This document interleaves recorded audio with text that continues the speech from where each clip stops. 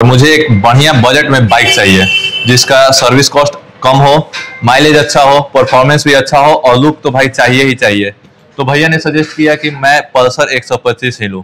भैया ऐसा आप क्यों सजेस्ट किया हमको कि पल्सर 125 ही क्यों लेना चाहिए मुझे? देखिए, पल्सर 125 जिसका लिमिटेड बजट है, ठीक है, जैसे सपोज स्टूडेंट्स है जिनको कम्यूट करना है, माइलेज भी चाहिए, कम बजट में बाइक भी चाहिए, थोड़ा शो ऑफ भी करना है, ठीक है, तो उसके लिए पल्सर सबसे बेहतर गाड़ी आजकल में। एक तो सबसे बड़ा जो पल्सर डेफिनेटली मेल का टैग है वो उसको मिल रहा है, साथ में जो क्लासिक इसका पल्सर का लुक है आज भी वो लोगों के दिलों पे राज कर रहा है, ठीक है। आज भी अगर आप देखिएगा तो इस लुक को अभी भी लोग पूछ रहे हैं, मांग रहे हैं, ठीक है। तो ये डिज़ाइन कभी भी पुराना नहीं होने वाला है। इसका स्पोर्टी एग्रेसिव लुक है, ठीक है, इसका मेंटेनेंस कॉस्ट कम है, इसका सर्विस कॉस्ट कम है, माइलेज बहुत अच्छी देती है और सबसे बड़ी बात है कि कंफर्ट और रिलायबिलिटी बहुत अच्छी है इस बाइक। तो भैया इतना सारा टॉपिक बताया है, तो सबसे पहले दिमाग में आता है कोई बाइक लेने से पहले कि अपना बजट क्या है। तो मेरे को तो पहले ये बता दीजिए कि जो पल्सर 125 का स्टार्टिंग एक शोरूम प्राइस है वो कहाँ से शुरू होता है, मतलब कितना रुपए लेकर कोई अगर प्लान बना सकता है, और कैश लेना हो जिन लोगों को, मतलब उनका बजट कितना होना चाहिए। फाइनेंस वगैरह का सुविधा तो उपलब्ध होता ही है हर शोरूम पे, आपके भी शोरूम पे अवेलेबल है, लेकिन बजट कितना होना चाहिए अगर कोई कैश लेना चाहता है, तो इसका प्राइस क्या पड़ने वाला है, एक शोरूम स्टार्टिंग प्राइस क्या होने वाला है पल्सर 125 का? तो देखिए, पल्सर 125 का सबसे खास बात यह है कि जो स्टार्टिंग प्राइस है वो आपकी 78,500 से शुरू होता है। 78,500? मात्र 78,500। आपको इस रेट में मार्केट में आप जाइएगा तो 100-110 सीसी की गाड़ियां मिलेंगी जिसमें आपको पल्सर का ब्रांड मिल रहा है, जो कि अपने में ही एक बहुत बड़ी बात है जी। और इस प्राइस रेंज में इतना भारी, मतलब ऐसे देखा जाए तो जैसे बल्कि लुक वाली गाड़ी शायद ही कोई है। नहीं, इस रेट में आपको मेरे ख्याल से 125 सीसी में कोई भी गाड़ी इस रेट में आपको नहीं मिलेगी मार्केट में। जो आपको इतने फीचर्स दे रहा है, ये ब्रांड वैल्यू दे रहा है, ठीक है, ये नहीं मिलेगा आपको कहीं भी। और भैया जब ये तो हो गया कि बजट का बात, लेकिन दूसरा बात लोगों के मन में सबसे ज्यादा आता है, स्टूडेंट हो या फिर कोई भी न्यू बायर होता है, जैसे कि 125 सीसी में कोई भी होता है कि बिगिनर होते हैं बाइकर, वो चाहते हैं कि मैं कौन से बाइक से स्टार्ट करूं। तो उन लोगों के लिए तो सबसे बेहतर एक ऑप्शन हो जाता है कि 125 सीसी में बजट फ्रेंडली हो गया, तो मान लीजिए 78,500 से स्टार्टिंग इसका एक शोरूम होता है। तो भैया उसके बाद सबसे बड़ा कंफ्यूजन होता है कि भाई वो तो ठीक है, चलो बजट बना लिए, बाइक भी ले लिए, लेकिन उसके बाद माइलेज का सबसे बड़ा इशू हो जाता है, क्योंकि रोज कॉलेज जाना हो या फिर कोई कॉलेज से जल्द ही निकला हो और कोई पार्ट टाइम जॉब कर रहा हो, थोड़ा बहुत मार्केट भी घूमना हो, तो सबसे बड़ा दिक्कत हो जाता है माइलेज का। अब हम सुने हैं कि स्टार्टिंग में तो कहते हैं लोग कि माइलेज अच्छा है। अब मैं तो इस गाड़ी को आज तक यूज नहीं किया हूँ, अब पहला बायर हूँ, मतलब पहली बार लेने का सोच रहा हूँ, तो भाई मेरे मन में ये भी तो डाउट होता है कि इसका माइलेज कितना देगा, क्योंकि बड़ा सा बाइक दिख रहा है, एकदम बल्कि लुक है, तो ऐसे नहीं लगता है कि मतलब 125 सीसी का है। तो इसका माइलेज का क्या सीन है भैया, माइलेज कितना का देगी?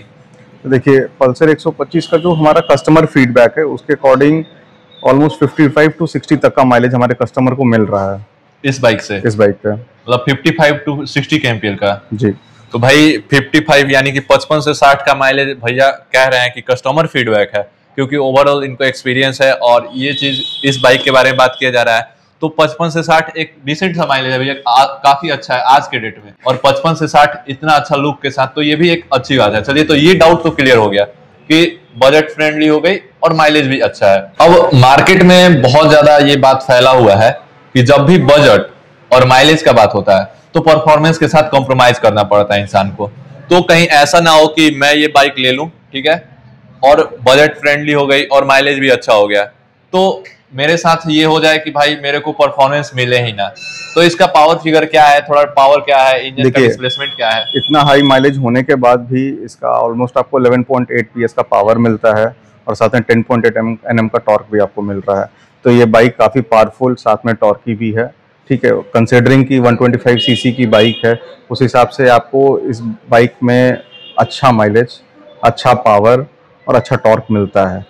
तो ये एक तरह से देखा जाए तो एक बहुत ही बजट फ्रेंडली, बहुत ही अच्छा एक पैकेज है जो नॉर्मल आम इंसान के लिए, डेली कम्यूटर के लिए बहुत ही अच्छी ऑप्शन है। तो मतलब हम इसको डेली कम्यूटर के तौर पे भी यूज कर सकते हैं। और क्या होता है कि भैया अब जैसे आपने बताया कि स्पोर्टी एग्रेसिव भी थोड़ी सी बाइक है, तो उसमें क्या है कि मेरे को अगर लॉन्ग राइड पे जाना होगा तो उस टाइम पे थोड़ा सा अनकंफर्टेबल हो जाएगा, तो कंफर्ट का क्या सीन है? तो भैया ये तो बता दिए कि इसका पावर फिगर सब कुछ सही है, लेकिन अब बात आता है उसके कंफर्ट का। बाइक काफी बल्की दिख रही है और मेरे वेट के हिसाब से मेरे पे सूट करेगी कि नहीं, सबसे बड़ी बात ये रहता है, क्योंकि यंग लड़के हैं और ये बाइक मेरे से कंट्रोल होगी कि नहीं। तो पावर फिगर तो ठीक है, चलिए कि वो मेंटेन हम कर लेंगे, लेकिन कंफर्ट का क्या सीन है? लॉन्ग राइड पे अगर कभी कभी जाना हो, डेली कम्यूटर के लिए तो ठीक है, लॉन्ग राइड का क्या सीन है भैया? ठीक है सर, लॉन्ग राइड के लिए सबसे ज़्यादा मैटर आज के डेट में पड़ता है कि बाइक कितनी कंफर्टेबल है। तो जो बजाज की बाइक है, स्पेशली जो हम पल्सर की बात करते हैं, ठीक है, जो क्लासिक पल्सर्स है हमारी, उनकी सीट काफ़ी कंफर्टेबल है, काफ़ी अच्छा कुशन दिया हुआ है उसमें, और लॉन्ग राइडर्स ने भी कभी कंप्लेन नहीं किया है, उनको काफ़ी कंफर्ट लगा है इस बाइक पे। तो मेरे ख्याल से कि वो कोई बहुत बड़ा इशू नहीं है पल्सर के मामले में। तो एक तो मेरे को ये चीज है कि इसमें सिंगल सीट और शायद स्प्लिट सीट का भी ऑप्शन आप बता जी, रहे डबल थे, सीट का भी ऑप्शन आता तो है ये उसमें। दोनों ऑप्शन भी दोनों अवेलेबल है। option तो फैमिली के लिए कौन सा बेहतर रहेगा? देखिए, फैमिली के लिए नॉर्मली लोग प्रेफर करते हैं कि जो सिंगल सीट वेरिएंट है, बिकॉज उसकी सीट थोड़ी सी चौड़ी होती है और लंबी होती है, तो लोगों को ज़्यादा कंफर्ट मिलता है उसमें। तो सिंगल सीट वेरिएंट काफ़ी अच्छा है लोगों के ऑप्शन के लिए। हाँ, क्योंकि कभी कभार मेरे को अगर सोचिए कि मम्मी को लेकर मार्केट जाना हो, तो ये वाला वेरिएंट मेरे लिए ज्यादा जी बेहतर रहेगा। अगर किसी की वाइफ हो, सपोज करिए कोई फैमिली वाला पर्सन हो जिसको वाइफ को भी ले जाना हो, साथ में छोटा बच्चा हो, तो ये ज्यादा बेटर सीट जी। रहेगा।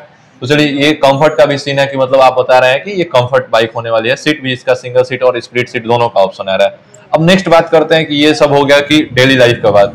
अब लॉन्ग टर्म का बात करते हैं भैया। तो लॉन्ग टर्म पे अगर ये बाइक मैं लेता हूँ, तो इसका मेंटेनेंस का क्या सीन है? सुने हैं कि बजाज की बाइक सस्ती तो मिल जाती है, लेकिन क्या सीन होता है कि भाई मेंटेन करना उसको बहुत मुश्किल हो जाता है। तो इस पे आपका क्या राय है, ये जरा बताइए कि देखिए, मेंटेनेंस क्या है? ये कि बहुत बड़ा मिथ है कि बजाज की बाइक का मेंटेनेंस कॉस्ट हाई है, बिकॉज बजाज की जो बाइक्स हैं उनका जो सर्विस शेड्यूल होता है बहुत लंबा होता है। आपको 5-5 हज़ार किलोमीटर पे आपको सर्विस कराने की जरूरत इस पड़ती है। 125 सीसी को 5000 तक मैं चला सकता हूँ जी एक सर्विस के बाद? जी। सही है। सर्विस कॉस्ट क्या आएगा? सर्विस कॉस्ट मान के चलिए कि लगभग आपको एक साल में 2 से 3 हज़ार रुपए का मैक्सिमम खर्चा आता है सर्विस कॉस्ट पे। पूरे साल में पूरे साल 1 से 2 हजार का? तो ये तो मतलब ना के बराबर ही हुआ, क्योंकि इतना लॉन्ग टर्म तक अगर बाइक चल रही है और 1000-2000 ये अगर आ रहा है, तो फिर मेरे लिए वो ज्यादा वैल्यू, वो पॉकेट मनी से एडजस्ट हो अगर आप जाएगा। मान के चलिए कि आप साल भर में 10 हज़ार किलोमीटर भी बाइक चला रहे हैं, तो जो आपका मेंटेनेंस कॉस्ट है वो आपको 50 पैसे से भी कम पड़ रहा है। हाँ, तो ये चीज है, तो मेंटेनेंस मतलब लो है। लेकिन मैंने तो सुना था कि काफी ज्यादा हाई है, और इसको मतलब अगर बाइक ले लिए अच्छा खासा, मतलब 5000-10 हजार किलोमीटर राइड किए, तो सुने हैं कि बहुत ज्यादा नॉइज करती है। ऐसा भी कुछ है क्या? नहीं, ऐसा कुछ नहीं है। देखिए, जो भी कोई भी आप गाड़ी उठ लीजिएगा, ठीक है, उसमें नट बोल्ट कसे रहते हैं, ठीक है।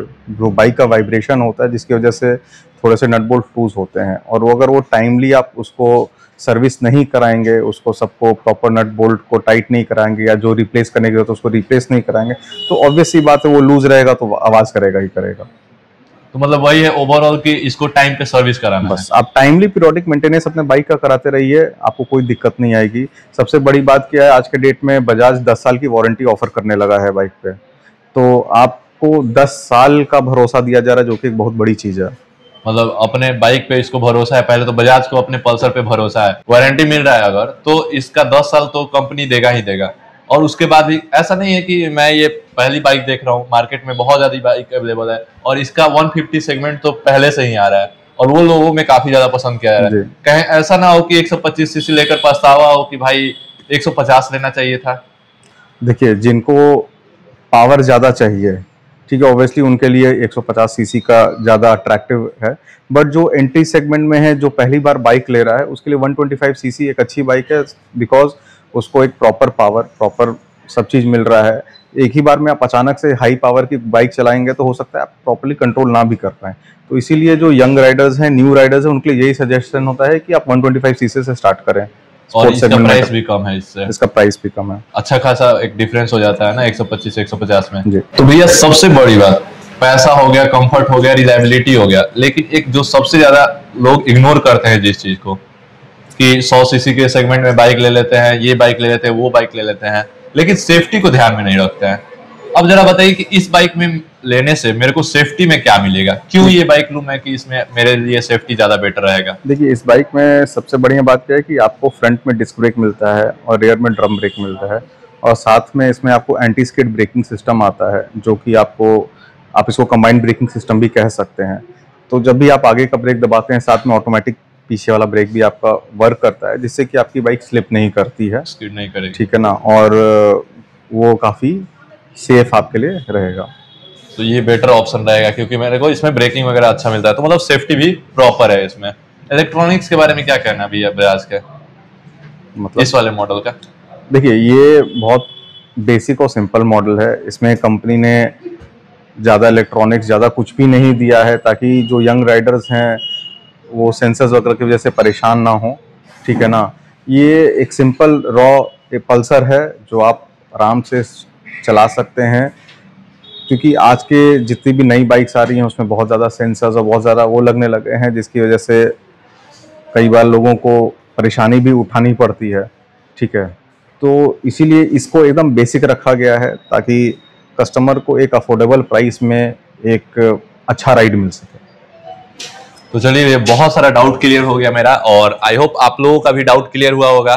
बहुत सारे क्वेश्चन पूछे गए, और आप इसके अलावा भी कुछ जानना चाहते हो तो आप विजिट कर सकते हैं मिशन बजाज सिवान में। शोरूम का कॉन्टैक्ट डिटेल भी है, आप कॉल करके इंक्वायरी भी कर सकते हैं। बजाज की किसी भी बाइक के बारे में अगर आपको जानकारी लेना हो तो आप यहाँ पे बेहिचक कॉल करके पता कर सकते हैं। प्राइस रिलेटेड हो, सर्विस रिलेटेड हो, सब कुछ जानकारी आपको मिल जाएगा। बहुत जरूरी जानकारी है ये, बहुत लोग बात नहीं करते हैं, छिपाते हैं, बहुत लोग खुल के सामने नहीं बताते हैं कि जो कमी है, जो अच्छाई है, वो उस चीज पे बात होना चाहिए। कस्टमर तक असली फीडबैक पहुंचना चाहिए कि आखिर क्या कमी है, क्या अच्छाई है। हर चीज के बारे में बात करके बहुत अच्छा लगा आपसे, और आई होप आपको ये वीडियो अच्छा लगा होगा। वीडियो अच्छा लगा तो वीडियो को लाइक करें, और जिनको जरूरत हो, जो प्लान कर रहे हो, जो न्यू राइडर हो, प्लान कर रहे हो, 125 सीसी का प्लान बना रहे हो, कौन सा बाइक लेने में कंफ्यूजन हो रहा हो उनको, तो उनके पास ये वीडियो आप शेयर कर सकते हैं। मिलते हैं ऐसे नेक्स्ट वीडियो में।